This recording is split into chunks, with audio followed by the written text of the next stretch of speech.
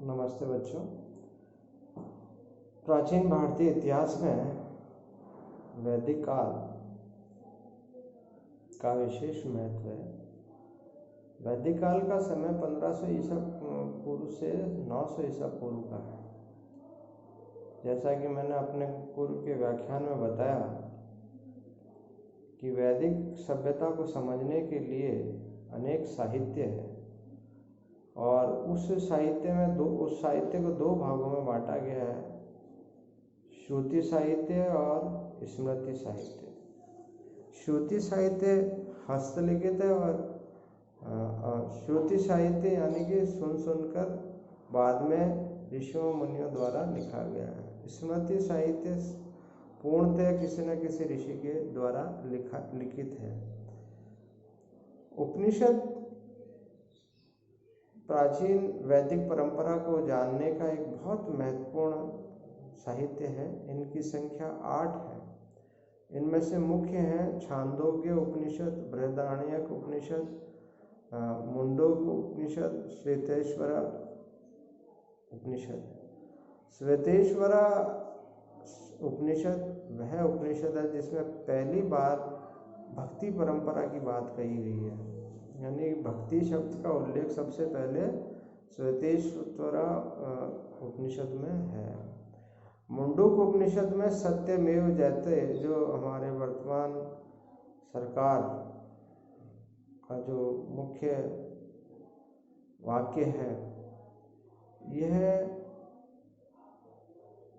मुंडूक उपनिषद से लिया गया, जिसका अर्थ होता है कि सत्य की हमेशा जीत होती है, किसी भी परिस्थिति में वो पराजित नहीं हो सकता। भक्ति जो परंपरा है वो धार्मिक अनुष्ठानों के ठीक विपरीत है। भक्ति दो प्रकार से की जाती थी। देखिए, इस संसार में जो भी व्यक्ति आया उसका एक ही उद्देश्य है कि किस प्रकार से इस आवागमन के इस परंपरा को तोड़कर हमेशा के लिए ईश्वर में विलीन हो जाना। और इसी क्रम में लोगों ने भक्ति प्रारंभ की। दो प्रकार से भक्तियां की जाती थी, एक तो व्यक्तिगत और दूसरा तांत्रिक परंपरा, जिसे हम अंग्रेजी में मिस्टिसिज्म कहते हैं, जिससे का तात्पर्य है कि ईश्वर में संपूर्ण विलीन हो जाना।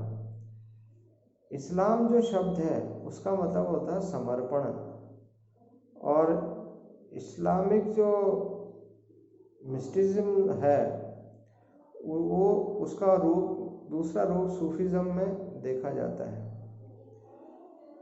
जितने भी हमारे दार्शनिक ग्रंथ हैं उसमें आत्मा, परमात्मा, जन्म, पुनर्जन्म, कर्म, आत्मा, मोक्ष इत्यादियों का उल्लेख है, जो भक्ति परंपरा से उनका उद्भव हुआ है। वेदांगों की संख्या 6 मानी है, 6 है वेदांगों की संख्या। ये भी वेदों का ही एक भाग है। इसमें से मुख्य है शिक्षा, जो मूलतः बोली से संबंधित, फोनेटिक्स से संबंधित है, किस तरह से शब्दों का उच्चारण करना है। निरुक्त ये जो है ये शब्द की उत्पत्ति को लेकर इसमें इसका वर्णन है। व्याकरण ये पूरे शब्दों को किस तरह से निर्माण किया गया, किस तरह से वाक्य विन्यास किया गया, इसका उल्लेख है। ज्योतिष भविष्यवाणी या भविष्य का जो भी है इस विषय, उसका इसमें हम अध्ययन करते हैं।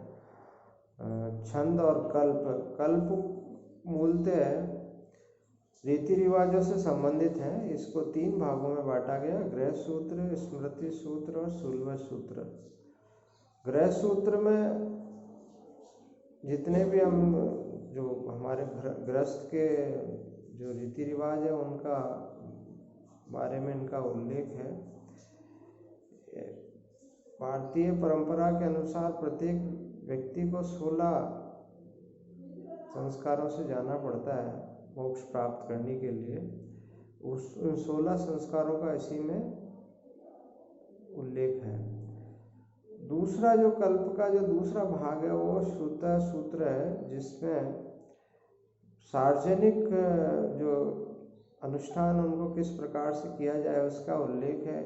यह मूलतः राजा द्वारा जन कल्याण के लिए सार्वजनिक रूप से इसका आयोजन किया जाता था।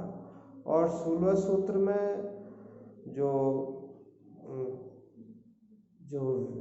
यज्ञ का जो कुंडियाँ हैं वो उनका निर्माण किस तरह से होगा उसका इसमें उल्लेख है। इस तरह से एक तरह से देखा जाए तो ज्योतिर्मिति का ज्ञान इस शास्त्र में मिलता है।